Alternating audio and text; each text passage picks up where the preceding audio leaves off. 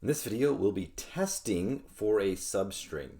So we're going to see whether one string is inside of another string, and we'll produce the value either true or false. We're going to be using this in operator.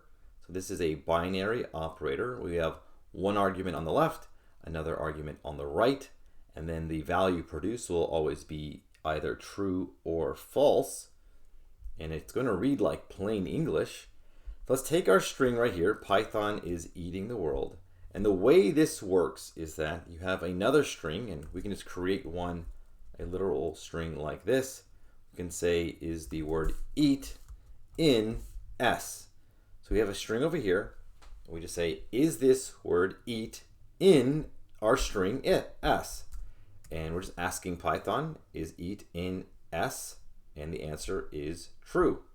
Now it is case sensitive, so if you have the word the, is the in S? Well, that is false. Now I could change things up a little bit. I could say the in S dot upper. So what will happen here is that I will uppercase the string S. That happens first. So everything over here will be uppercase. And it will test whether the capital THE is in S dot upper, and that should be true. Now you can invert this condition with not in.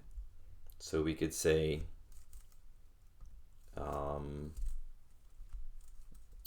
Java, like a different programming language, is that in S? Okay, like this. Not is, sorry, in S. Is Java in S? S is still Python is eating the world. That is false. If I say not in, so is Java not in S? Well, that is true. It is not in S. Right? It doesn't exist in there. All right.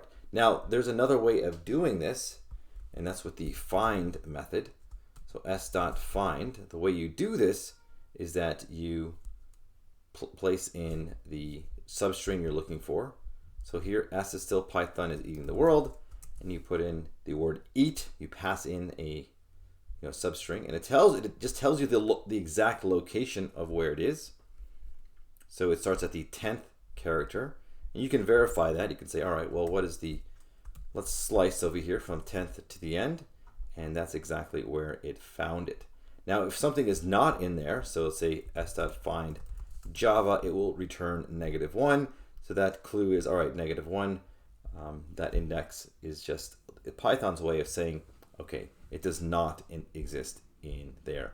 Everything else, if it does exist, will give you back the index for the find method. So that's a little bit more for testing for a substring with either the in operator, the not in operator, or the find method.